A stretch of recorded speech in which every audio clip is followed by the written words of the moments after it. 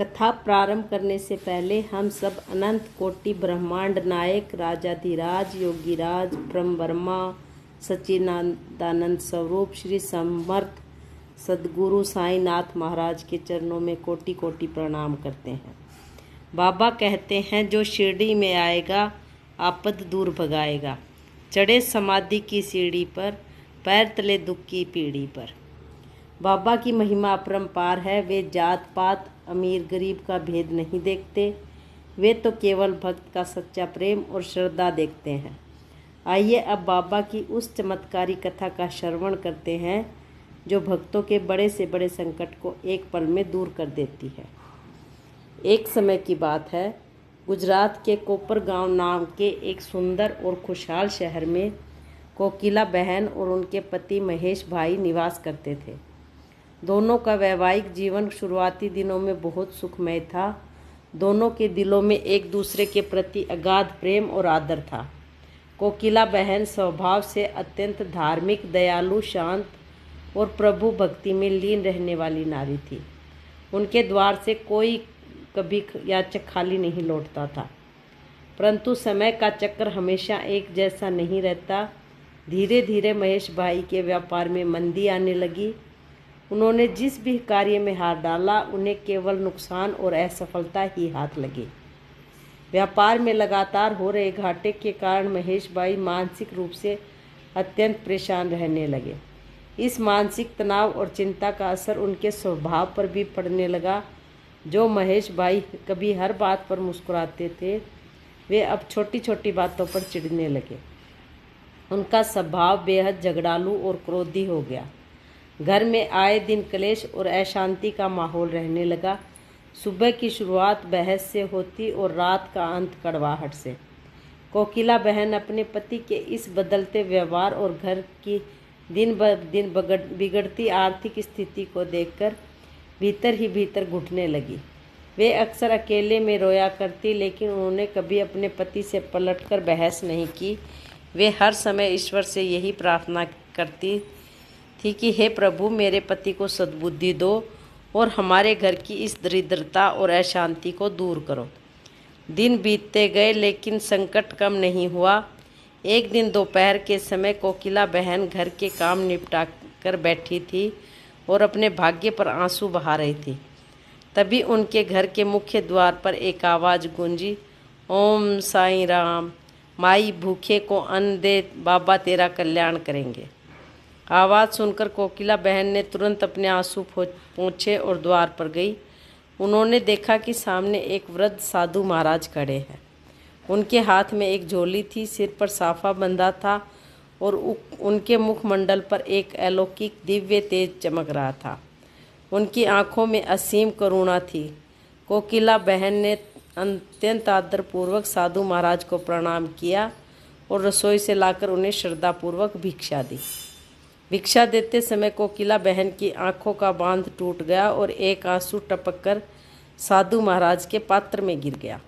साधु महाराज ने कोकिला बहन के चेहरे को ध्यान से देखा। उनके अंतर्यामी मन ने सब कुछ भांप लिया। साधु महाराज ने बड़े वात्सल्य से उसके सिर पर हाथ रखा और कहा, बेटी रो मत।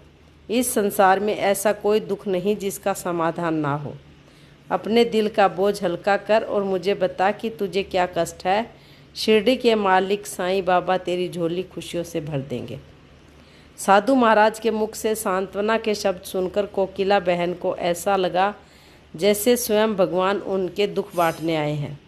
उन्होंने रोते हुए अपने घर की सारी व्यथा सुना दी। उन्होंने बताया कि कैसे उनका हंसता खेलता परिवार आर्थिक तंगी की भेंट चढ़ गया, कैसे उनके पति का स्वभाव क्रोधी हो गया और कैसे घर से सुख शांति कोसों दूर चली गई है। कोकिला बहन की करुण पुकार सुनकर साधु महाराज मुस्कुराए और बोले, धीरज रख बेटी, धीरज और श्रद्धा यही बाबा के मूल मंत्र हैं। तू चिंता छोड़। शिरडी के साईं बाबा साक्षात करुणा के सागर हैं। वे अपने भक्तों को कभी रोते हुए नहीं देख सकते। मैं तुझे एक ऐसा उपाय बताता हूँ जिससे तेरे घर की दरिद्रता, अशांति और तेरे पति का क्रोध हमेशा के लिए समाप्त हो जाएगा। तू साईं बाबा का 9 गुरुवार का व्रत कर। कोकिला बहन ने हाथ जोड़कर कौतूहल और श्रद्धा से पूछा, हे महाराज, कृपया मुझे इस व्रत की पूरी विधि विस्तार से बताएं। मैं इसे अवश्य करूंगी। साधु महाराज ने बड़े ध्यान से व्रत के नियम और विधि समझानी शुरू की। व्रत का प्रारंभ, यह व्रत किसी भी शुक्ल या कृष्ण पक्ष के गुरुवार से शुरू किया जा सकता है। बस मन में बाबा के प्रति अटूट विश्वास होना चाहिए।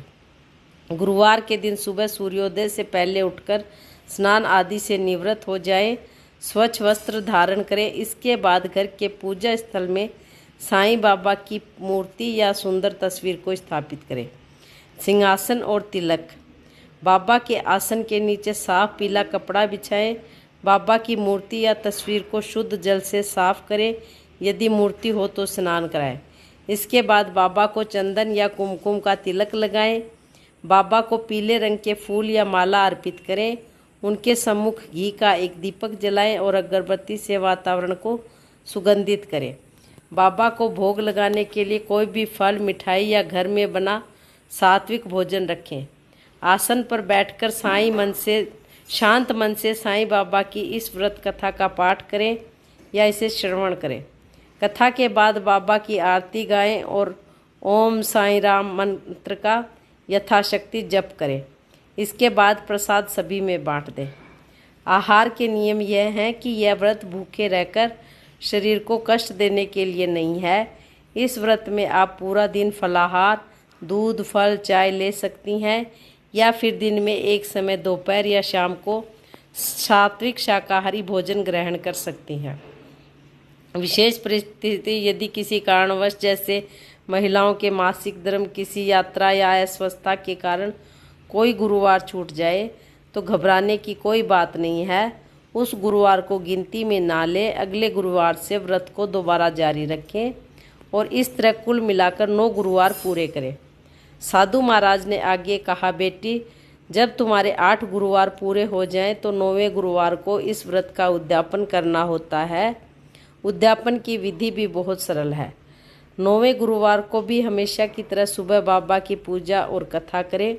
अपनी सामर्थ्य के अनुसार 5, 11 या 21 गरीब असहाय लोगों या बच्चों को भोजन कराएं या उन्हें फल दान करें।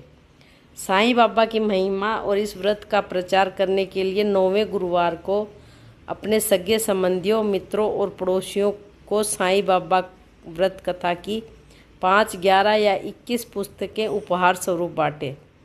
जैसे जैसे लोग इस कथा को पढ़ेंगे, बाबा की कृपा उन पर भी होगी और तुम्हारी मनोकामना भी पूरी होगी। विधि बताने के बाद साधु महाराज ने कोकिला बहन को आशीर्वाद दिया और देखते ही देखते वहाँ से ओझल हो गए। कोकिला बहन अचरज में पड़ गई। उन्हें पूरा विश्वास हो गया कि वह साधु कोई साधारण पुरुष नहीं बल्कि स्वयं बाबा के भेजे हुए दूत या स्वयं बाबा ही थे। कोकिला बहन ने बिना समय गंवाए अगले ही गुरुवार से पूरे नियम, निष्ठा और श्रद्धा के साथ साईं बाबा का व्रत रखना शुरू कर दिया। वे सुबह उठती, बाबा की पूजा करती, कथा पढ़ती और मन ही मन बाबा से अपने पति की सद्बुद्धि की प्रार्थना करती। अभी सिर्फ 3 ही गुरुवार बीते थे कि घर में एक अद्भुत चमत्कार देखने को मिला। महेश भाई, जो हमेशा चिड़चिड़े रहते थे, उनका गुस्सा धीरे धीरे शांत होने लगा। एक दिन शाम को वे घर लौटे तो उनके हाथ में कोकिला बहन के लिए मोगरे के फूल थे। उन्होंने बहुत प्यार से कोकिला बहन से बात की और अपने पुराने व्यवहार के लिए खेद जताया। कोकिला बहन की आंखों में खुशी के आंसू आ गए। उन्होंने मन ही मन बाबा का शुक्रिया अदा किया। जैसे जैसे गुरुवार बीतते गए, महेश भाई का व्यापार जो पूरी तरह ठप हो चुका था, उसमें अप्रत्याशित रूप से लाभ होने लगा। उनके पुराने फंसे हुए पैसे वापस मिलने लगे और एक नया बड़ा कॉन्ट्रैक्ट भी मिल गया। घर की दरिद्रता धीरे धीरे समाप्त हो गई और वहाँ लक्ष्मी जी का वास हो गया। घर में फिर से वही पुरानी खुशियाँ, हंसी मजाक और शांति का माहौल लौट आया। कोकिला बहन ने 9वें गुरुवार को बड़े ही हर्षोल्लास के साथ व्रत का उद्यापन किया। उन्होंने गरीबों को भरपेट भोजन कराया और 21 साईं व्रत कथा की पुस्तकें सगे संबंधियों में बांटी। अब जेठानी की व्यथा और कष्ट निवारण। कुछ महीनों बाद कोकिला बहन की जेठानी उनके घर आई।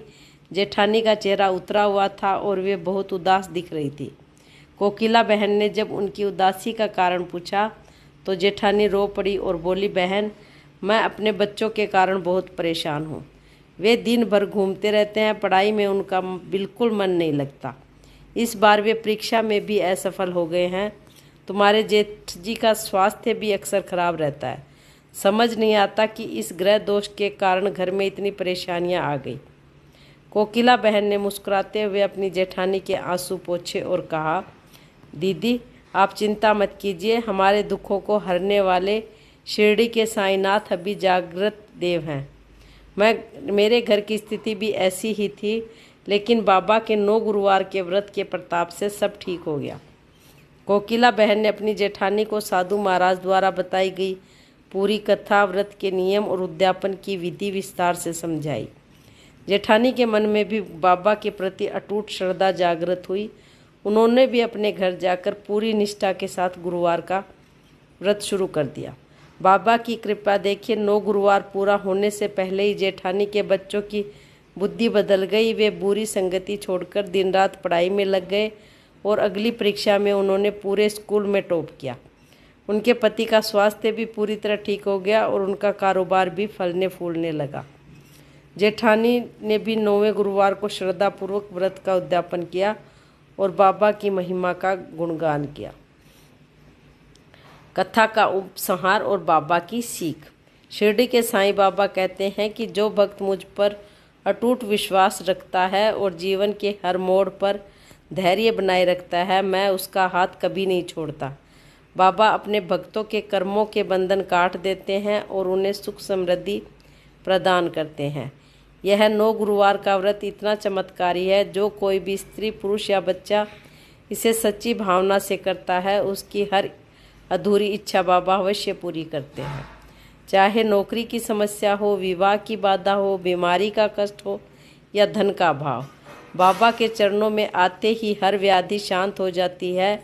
और अंत में सभी भक्त प्रेम से बोलिए, अनंत कोटि ब्रह्मांड नायक राजाधिराज योगीराज ब्रह्म ब्रह्मा सच्चिदानंद सद्गुरु साईनाथ महाराज की जय। ओम साई राम। शांति शांति शांति।